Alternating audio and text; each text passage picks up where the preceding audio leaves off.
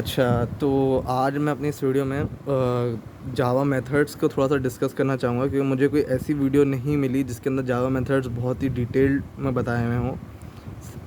वैसे तो डिटेल में मैं भी नहीं बताने जा रहा, लेकिन मैं बेसिक्स थोड़ा ऊपर-ऊपर से बता सकता हूँ। और मैं क्योंकि मैं जब खुद अपने जावा की मेरी जब जर्नी थी, जब मैं खुद जावा पढ़ रहा था, तो मुझे जावा में सबसे मुश्किल चीज़ में जावा मेथड्स और मेथड्स ही लग रहे थे। हाँ, और मैं उन बच्चों को भी ये कहूँगा जिस टाइम पे जावा पढ़ रहे हैं कि पूरी जावा इंपॉर्टेंट है। फंडामेंटल यानी अपना आपके बेसिक कॉन्सेप्ट जो हैं, उसके बाद ऊप के कॉन्सेप्ट जो हैं, डेटा स्ट्रक्चर के कॉन्सेप्ट हैं, ये सभी बहुत इंपॉर्टेंट होता है। सही है। लेकिन उनमें से भी अगर मैं आपको रिकमेंड करूँ तो ये कहूँगा कि उनमें से भी अगर सबसे अहम टॉपिक अगर कोई है तो वो मेथड्स हैं, कंस्ट्रक्टर्स हैं, ऑब्जेक्ट है। इनको सही से पढ़ेगा, पढ़ना सभी है, सही है, लेकिन इनको थोड़ा ज़्यादा अच्छे से समझना है। और सही है, तो अब चलते हैं मेथड्स के बारे में। देखिए, मेथड बेसिकली 4 टाइप के होते हैं। सही है। पहला मेथड मैं आपको बताता हूँ कि हम इसमें लिखते हैं पब्लिक। सही है। वॉइड, सम। अब ये मेथड ऐसा है जो कुछ रिटर्न नहीं कर रहा होता है, यानी वॉइड। वॉइड का मतलब क्या होता है? ज़ीरो, यानी कुछ रिटर्न वैल्यू नहीं कर रहा। तो इसकी जो बॉडी होगी उसके अंदर कुछ लिखा हुआ होगा और फिर ये ऐसे ही ब्रैकेट बंद हो जाएगा। सही है। अच्छा, दूसरा मेथड, इसके अंदर भी कोई वैल्यू रिटर्न नहीं हो रही होती, सम, लेकिन इसके अंदर कुछ पैरामीटर होते हैं। सही है, इसको हम पैरामीटराइज मेथड कहते हैं कि इसमें कुछ वैल्यूज़ अंदर जारी होती हैं। For example, int a comma int b, यानी इसके ये मेथड दो टाइप की वैल्यूज़ ले रहा है। इन टाइप के दो वैल्यूज़ लेगा ये। सही है।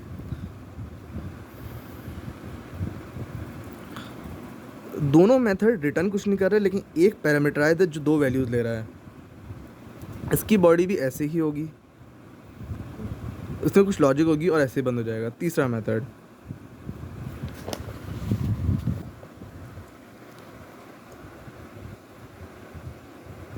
अच्छा, तीसरा मेथड क्या होता है? ये कुछ वैल्यू रिटर्न कर रहा होता है। अब ये कुछ वैल्यू रिटर्न कर रहा है तो मैंने यहाँ एंड लिख दिया। अब वो हो सकता है कोई स्ट्रिंग रिटर्न कर रहा हो सकता है वो कोई कैरेक्टर रिटर्न कर रहा हो सकता है वो कोई फ्लोट कर रहा हो रिटर्न, हो सकता है वो कोई डबल रिटर्न कर रहा हो। तो मैंने यहाँ पे इंटीजर लिख दिया। सही है, और ये एक मेथड का नाम लिख दिया।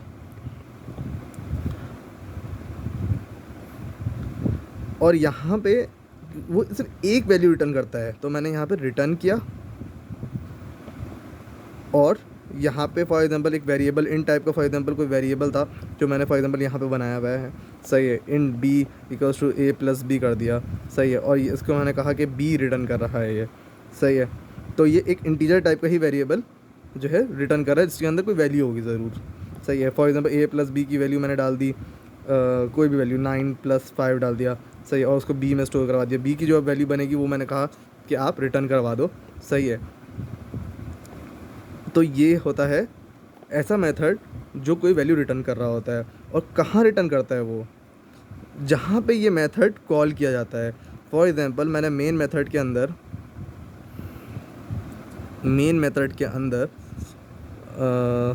मैंने मेन ऐसे लिखते हैं, वैसे पब्लिक स्टैटिक वॉइड मेन होता है, मैं लेकिन मेन इसको अभी उसे समझाने की गर्ज से वैसे ही लिख रहा हूँ।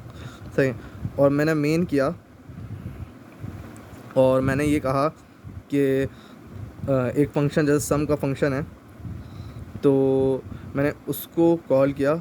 और जो वो वैल्यू, अब क्योंकि ये एक वैल्यू रिटर्न कर रहा होगा मैंने यहाँ पर, तो मैंने उसको एक और वेरिएबल के अंदर, फॉर एग्जांपल मैंने उसको सेव कर लिया पी के अंदर। सही है, जो कि इन टाइप का होगा क्योंकि इंटीजर वैल्यू रिटर्न कर रहा है। तो यहाँ पे जो इंटीजर वैल्यू होगी वो जाएगी भी इंटीजर वैल्यू में। और यहाँ पे मैंने system.out.println प्रिंट करवा दिया पी। तो फॉर एग्जांपल 14 जो है वो यहाँ प्रिंट हो जाएगा।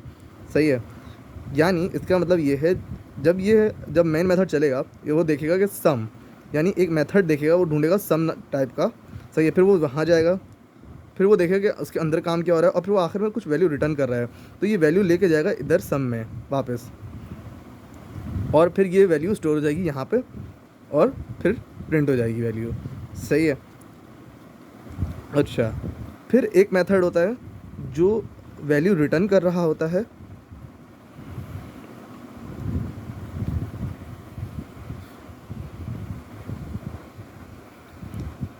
एक वैल्यू रिटर्न कर रहा होता है, इसलिए हमने यहाँ इंटीजर लिखा। कोई वैल्यू रिटर्न नहीं करता तो देखें हमने यहाँ पे वॉइड लिखा था, यहाँ पर भी हमने वॉइड लिखा था, लेकिन यहाँ पे कोई वैल्यू कुछ रिटर्न कर रहा है तो हमने पब्लिक इंड लिखा।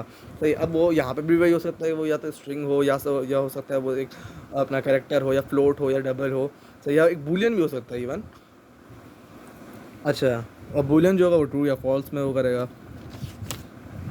और यहाँ मैंने एक सम लिखा और यहाँ पे कुछ पैरामीटर पास कर दिए मैंने, for example int a comma int b, और ये भी कोई वैल्यू उसी तरह से ये वैल्यू भी कोई रिटर्न कर रहा होगा, एक इंटीजर वैल्यू। फॉर एग्जांपल यहाँ पे भी मैं बी लिख दूँ, और होगा क्या कि जहाँ पे इसकी कॉलिंग हो रही होगी, जैसे यहाँ पे इस वाले मेथड की कॉलिंग हो रही थी, यहाँ पे भी इस वाले मेथड की कॉलिंग होगी और यहाँ पे कुछ वैल्यू पास कर दी जाएंगी, जैसे 7,9। सही है, तो वो ऑटोमेटिकली समझ जाएगा कि यहाँ से कोई वैल्यू गई है। सही है, वो उसको ऑटोमेटिकली समझ, यहाँ ए बी भी लिख दिया ना तो वो ऑटोमेटिकली समझ लेगा कि ये 7 इसके लिए है, 9 इसके लिए है, और यहाँ पे इसको किसी वेरिएबल में सेव करवा लें।